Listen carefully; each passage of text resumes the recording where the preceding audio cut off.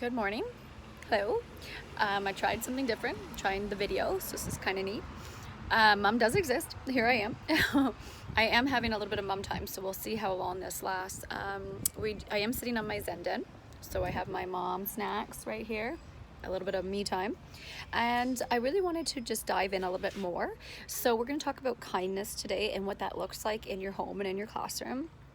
So when I touched on it briefly about in the other podcast, I really talked about having it not just something that you say and do, but something that is very much embedded in every day.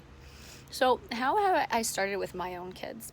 A lot of times is teaching them to do things for themselves. So that's the first step. So it looks like, when we're in the kitchen, can you help put the dishes out? Can you, when you're done eating, put your plate on the counter. When we're finished, we can spray the table. So this gives you an opportunity for them to now do it for someone else because they know how to do it. So my kids will say, "Oh, it's okay, I'll get yours for you." And so that's the first sort of step. And then again, you can expand on. So the more that they know how to do, the more they're able to give, right? So now they can, that comes out to putting their clothes away in the laundry basket. Well, now that they can help do that, they can help either I'll bring the laundry basket down, but they can help put the laundry into the dryer. So the little things that you teach them to do become bigger things. And it's really, really neat because kindness for me is such a magical moment, because not only do you start kindness, it fills you up because it makes you feel better. So if you're having a bad day, the best thing to do is to say good morning to someone, to start a conversation with someone, to do something for someone, because it automatically makes you feel really good. But also it now has a ripple effect and how it transforms into the rest of the world. So for instance, I'll give you an example. I got some jam from this lady, and you might have seen that in one of my posts if you're following. I got this jam from this lovely lady from my husband's work, and it was really good jam. So I taught my son how to spread his toast, and then he made breakfast in bed for his dad, because he was finally home.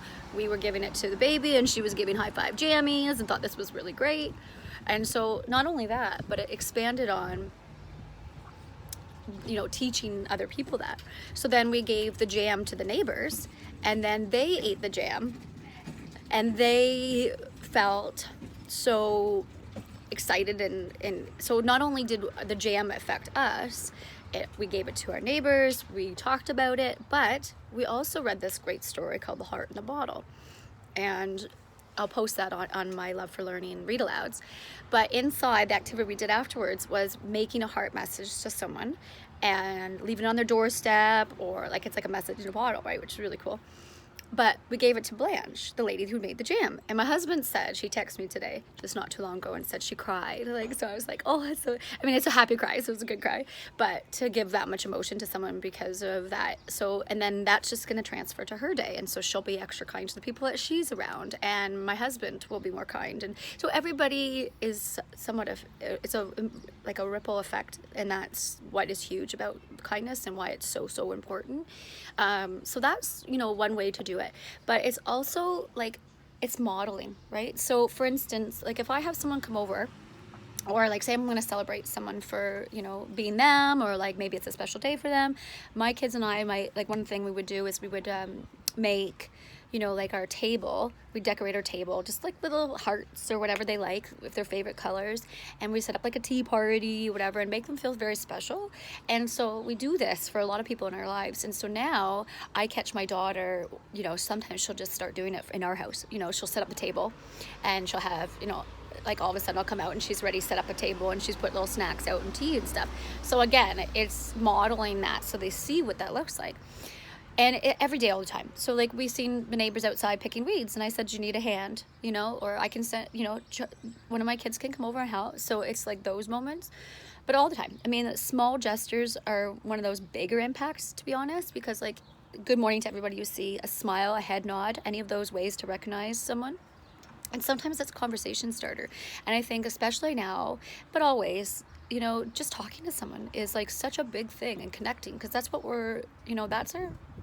connecting with someone is so powerful. And it's such a good wellness thing too. Holding the door for someone, it's a little trickier now with social distancing, but there's still lots of things that you just do every day that help, you know, like give your cart to someone so they don't have to walk so far. We were walking to Walmart the one day, this a couple months ago, and this lady, she was an older lady, and she was just bought a bike for her grandson, but she had like this small vehicle, and my son and I were going to the store, and I said, well, we need to stop and let's help this woman, because, you know, it was heavy and it was hard. So we had to like really move everything out of her car and shift things around, and, you know, really change how we got it in and problem solve. So there's lots of thinking and great stuff happening there, but also we helped this woman. So, you know, she was able to like get this car in, and she didn't have any issues, and I was kind of teaching her like, make sure you, when you take it out, you know, try this. So, you know, that helped us because we helped her, and, you know, it just made her life easier. So now she's gonna be able to do more for the people in her lives. So it's so much about like just seeing what you do every day and how can you make that change. And the kids are watching you. That, like, even as an educator, as a teacher, like if you're constantly saying, you know, we go around in the circle and we have gratitude circles, which is another great way to really emphasize that, is like, what were you thankful for today? What did you like about this person today? And really feeding themselves up, because I think that's another big thing with kindness is your self-esteem. So people who are kind usually are filled up more. Their self-esteem is a little better. People that are having a little bit of a hard time, they're not as kind, and I think it's because inside their heart and their souls aren't feeling that way. So, you know, filling people up and really, you know, talking about what's going well, because there's a lot of things that aren't going well, but there's also a lot of things that are. And so if you can focus more on that, you know, and that's what's nice about being outside, because there's so much beauty in the world. So like that could be a quick way to fill yourself up so that you have more to give, you know. So I think, and, you know, just because you don't have money to give people things, it's time is a huge piece too for kindness. Like just calling some up and seeing how they're doing, or texting them and just checking in, or sending, you know, warm thoughts towards someone, or even just mentioning what you like about them, like for birthdays and celebrations and everything. I mean, it doesn't have to be a special occasion. I encourage you to do it more outside of that, but certainly for those things, one of the best things to do in a card or in an email or writing or phone call, whatever you like to do, is to tell them what it is that you appreciate about them, because that is powerful. You're filling someone else up, you're filling yourself up, and you're making the world better. You're really looking at people and letting them, you know, be their best, right? And I think that's a huge piece to all this, is really the kindness ripple, and really putting it at the forefront of everything you do. And it doesn't have to be big moments. I mean, a lot of this is built on small stuff, but, you know, as they see you do it, they get inspired to do it in other ways, and so that's also adding to that ripple.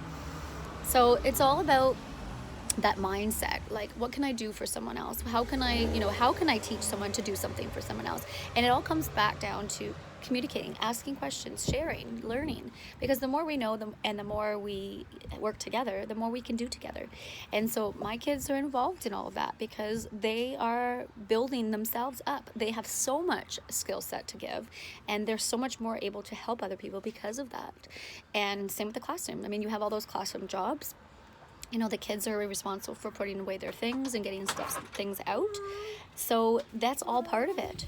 So really important. Mom, Yeah. where's my horse at? I'll have to get it in a minute, okay? What? And so, I found a sterling. okay, go look for another one. I'll be right there. No, See if you can find the new ones. So I that like is this one. kindness. Yeah, I'll be right there, honey. So that is what that looks like. And if you have any other further ideas or questions or comments, please, you'll get in touch. But really, it's all about, it's cool to care and be the reason someone smiles today, and explore what that means to you. These are just some ways, but I really truly feel that if we share and connect and have those conversations and learn from each other, we have more to give.